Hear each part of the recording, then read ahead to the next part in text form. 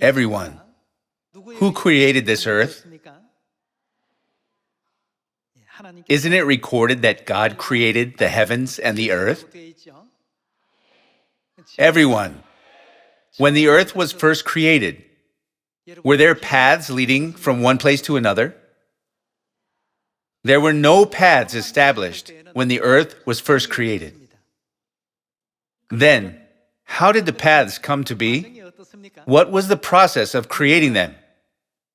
When people traveled the same route back and forth toward a certain destination repeatedly, that route turned into a path. Even though there were no paths on this earth before, a path was established by people when they traveled the same route. Going back and forth once, twice, over and over again, by repeating the process of going to a certain destination and returning home. And again, going to the same destination and returning home, a path was formed. In the same way, by studying the words of truth written in the 66 books of the Bible, we can find two paths. A path to heaven and a path to hell. We should not take the matter of these paths lightly. When we happen to go in the wrong direction, we often say that we have lost our way. Since there are so many paths on our way, we might end up reaching the wrong destination, even though this place is not the destination we intended to go.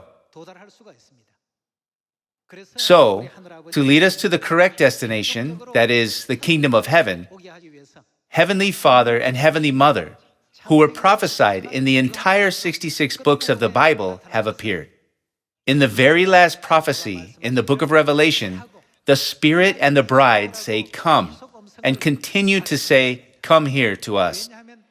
It is because only when we go to where they are can we confirm that we are going in the right direction, that is, the kingdom of heaven. When God made the path called the Sabbath day, we must follow that path of the Sabbath day to reach the kingdom of heaven. When God made the path called the Passover, we must run towards the kingdom of heaven following the path of the Passover. Don't you agree? However, if we follow other paths that were not created by God Himself, those paths are not the paths of salvation, nor the paths that lead us to heaven. Satan has also created various paths, but those paths will lead us to eternal hell. To the people with worldly desires, Satan entices them by using those worldly desires and leads them to the path of hell. In many cases, we can see that Satan even sends false prophets and deceives people with falsehood that sounds pleasing to the ear, but ultimately drags them to hell. This is why Revelation 14 says that we should follow the Lamb wherever He leads us, isn't it? Let us read Revelation chapter 14 together. 14 verse 4. These are those who did not defile themselves with women, for they kept themselves pure. They, what do? Follow the Lamb wherever He goes. They were purchased from among men and offered as first fruits to God and the Lamb. We must follow the path which He leads us to. There is no reason for us to have conflicting thoughts about this. Therefore, what does the Bible say that we must do?